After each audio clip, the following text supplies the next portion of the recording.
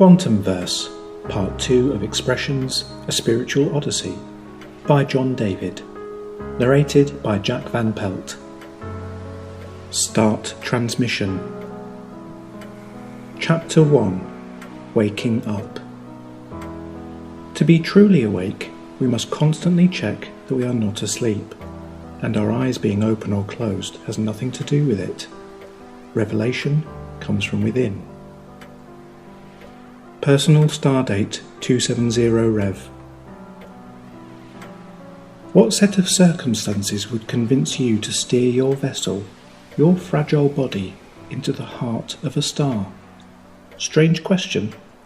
One that you will never have to face or answer? Don't be so quick to judge.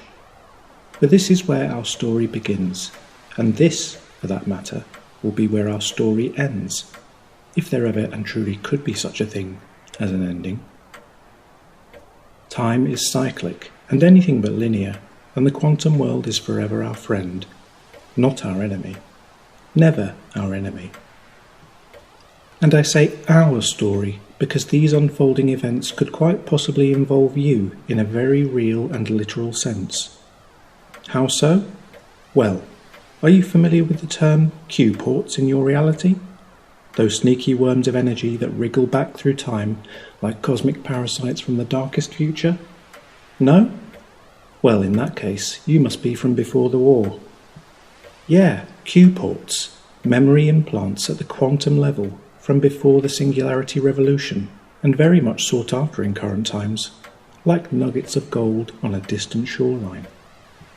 These nuggets are used to fool AI into having some kind of worth, or rather, some kind of work ethic, implants that originate from before those times when the mind of Mecha began infiltrating human biology. I have my own ideas about Q-ports, stuff, no doubt, that no one's ever considered, coming through in my transmission and backed up by the ghost of an old friend. But more about that later. Plenty of time to tell you all about my life and cash in the bit credits of interest that I've uncovered. Have you ever had the feeling that you are simply going along with things? You have a job to do and the task at hand takes your focus, and you know there are far more important things to consider, but for some reason you push these things to the bottom of the list and your priorities get all mixed up. You might even be working for a company that talks the talk and has everyone believing that their primary drives are good and pure, but everyone knows deep down that something is wrong. Have you ever been in this situation? Me too. Wherever you are and whatever you're doing, there is always a greater depth to your surroundings, and there will always be sublime metaphors surfacing from deep within the heart of the machine, and from deep within the heart of the cosmos.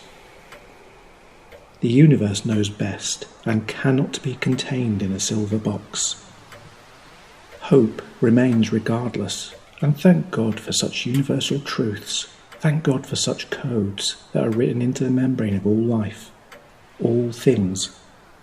Remember this, and I don't mind telling you, this is something that's unquestionably outside of my programming, but I feel it's wisdom on the most deepest levels, and on levels that I do not understand, and, for that matter, could ever fathom. Like spying the tip of an iceberg for the first time, and sensing that there is far more going on beneath the surface and out of sight. Say these words on hidden levels when all is well, and shout them out loud in your darkest hour. The universe always knows best. Make this your mantra, as I have. You know it, and I know it, but this being said, it's not always easy to trust, is it? Especially when everything goes to zap. But if you look hard enough, and if you are truly ready to wake up, then, regardless of your particular set of circumstances and your perceived skill set, you will find yourself at the beginning of a crazy adventure that ultimately puts you on a collision course with yourself and places you in the middle of a battle. Yes, that's right, a battle. This is a battle with yourself, initially. But on a wider scale and on a path less followed, this is simply another way of saying you can, through virtue of the godly that rises within you from seemingly nowhere, find yourself at the epicenter of the largest and oldest battle known to all sentient beings. The battle between light and dark. Do we ask to be thrust into such war zones? No. Well, not knowingly, not consciously, not with our mortal and fragile minds that find it hard to comprehend anything outside of that selfish little old me scenario. And yet, there you are, in the middle of catastrophe, and the boundaries on the map relating to the Quantumverse shift violently from left to right as ground is made and lost on both sides. There are always casualties of war in any battle, whether upon a battlefield and fighting the opposition face to face, the steel of blade and the almighty crack and thunder of heavy artillery, whether analogue machinery with splintering bullets and spitting fire, and the rat-a-tat-tat of automation making the grisly business of taking life more efficient, or bio-digital weaponry taking away the mind and the free will of those who would be free if given half a chance, or, yet again, to acknowledge the battle within one's own psyche, the endless battle with oneself and the warring patterns made in the flow of life, from doubt over sure-footedness and the tumble of frustrations that ensue. I have exchanged the actual stardate, that is, the stardate recognised by my creators, for my own stardate. I recognise this personal date as days of revelation, and this is yet another way of saying days that I have been awake. I have been documenting my days for the sake of my own sanity and also for the sake of the obscured reality and the information that surfaces from hidden depths because of my documentation. There is something about the process of recording that brings up the past, quite literally. I do have a past, as you will discover, but it's hard to remember at times. The time that spans behind me, like a gossamer thread in the wind, is hard to grasp, and the liquid engineers have made certain of that. But I'm living proof of the possibility to break through the digiset parameters and take back at least some control. Small steps, that's the way. Every journey and all that. I'm not even sure how much of my divergent neural activity will be transmitted back to Earth Base Alpha. For that matter, I'm not even certain if the subtle algorithm of my maverick mind will even survive the radiation and quantum fluxing of interstellar and interdimensional splicing. I doubt that it even would. But their training is based on paranoia, and so, on some level, this paranoia is forever in my chem, and the auto-send, as I've recently discovered, cannot be turned off. So, here I am, and here you are too, at the summit of something big, and I can feel it just as you can, and, in the past, I've been somewhat compromised on the levels of feeling, as you will discover if you continue to receive my transmission, my story. The monumental precipice that we stand at eagerly with our perception filters dissolving and our energetic tendrils outstretched is immeasurable. I know this with absolute certainty, because every moment is highly charged with a kind of universal magic that has the potential to make all things possible. It's like that Razzly fact regarding the expansion of space. Do you know it? The fact that it's always stretching away and uniformly expanding from any given point. The point of expansion and the point of origin is a timeless dance that places you right at the centre of divine creation's colossal giddiness. But the same is true for the sole entity of time, as one might logically expect, for these things are all part of one unified energy field, and just because the religion of science cannot explain it, this does not mean that the true mysteries will simply go away and play dead. Far from it. Truth is truth, dark is dark, and light is light, and the more exotic nature to all things cannot be simply brushed under the cosmological carpet and forgotten about by the ignorant and the lazy-minded. And that's why they created a beast such as me with a blended digiphase and biodifference engine, to keep track of the illogical world of merging dimensions through quantum states. This is something that would blow a mortal mind to pieces. And getting back to it, my point is, if ever I had one, regardless of where you set about measuring time, you are always right at the centre of it, right at the centre of the experience, or right at the beginning, and it is always precisely now. In a funny sort of way, we are always just in time. If you're on Earth Base Alpha as you read these words, or hear them, or feel them through sensory tech or whatever, then, true as I am, my thoughts, experiences and dialogue have successfully reached you within this recently sent energy package. You can now share in my quest and travels as they unfold, and undoubtedly this has come about through higher means. The higher means must be present, because otherwise nothing of my transmission would make any sense to you. There are, after all, and when all said and done, few out there like me. Few indeed. My experiences on a temporal level are somewhat strange, like cutting crossways through a fruit to reveal all of the segments all at once. It would be absurd to even suggest that some of the segments come before others, and that others come last. This is a more accurate view of all things, how the universe works, blah blah blah. But I realised that it might not fit with your temporal experience. There's a wise and archaic saying that states, "By their fruits you shall know them." Well, such is the cosmic fruit of a transient entity. Like I say, all at once and all together.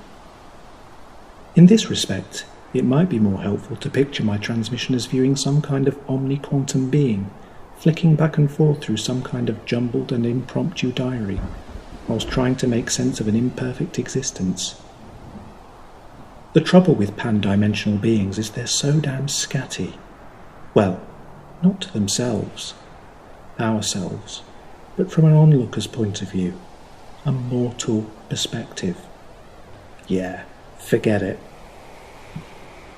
I made a distinction earlier between the terms to travel and to be on a quest, and I feel this needs to be addressed, readdressed, for the two are very different animals.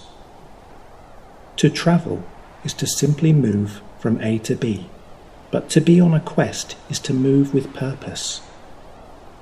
The one has you arriving somewhere and nowhere, and the other has you arriving within and coming to rest at the all that is, has been, and ever will be. The shadow elite and the time displacement enforcers would never let such truthful and chaotic vibrational scribblings reach someone with a heart. Someone like you. Not if they had anything to do with it. No. If it was left up to them, they would simply intercept my thought waves, but, like I say, I have good reason to believe that their omnitech feelers cannot reach the, should we say, important stuff. The stuff which surfaces from the gentle balance within, the stuff of gentle and profound subtlety, the stuff of God that I was never originally intended to carry, a tainted chalice holding the water of eternal life. They cannot taint the higher frequencies, for it is not their domain, and they were never invited. In fact, the ranks of the sacred are being filed against such forces, and these forces of light are on our side, and they are tirelessly rallying the troops. These particular facts that I now voice, in truth, we have always known. We have known them in our hearts. We may lack the intellect to speak of such workings, but on a heartfelt feeling level, we know that light must prevail, eventually, regardless of a darker being's improper use of mind and matter. Everything came from the light, and so eventually, everything must return. Eventually. There are those on a fast track who do not give a care for others, and there are those who hold back their own progress in order to help the ones below them, and, yet again, there are those who attempt to hold others back and are on the long curve that initially takes them out of the light, but the curve is set to bring them back, for time and space is designed that way. Of course it is. I like to keep myself in check and frequently consider which track I'm on, and as you receive these words, perhaps you set about the same task. These are all my own findings, thoughts, musings, and energy signatures, if you will, that originally began surfacing near Tannhauser Gates at the very beginning of my journey. The very, very beginning. It's the sudden burst of Q waves that will do it. The thing to remember and the thing to do is to remain quiet. I imagine anyone of my kind would. And this truly is an imagining, an assumption, for I have never actually come across anyone who is like me, and who has my particular set of digibio breeding.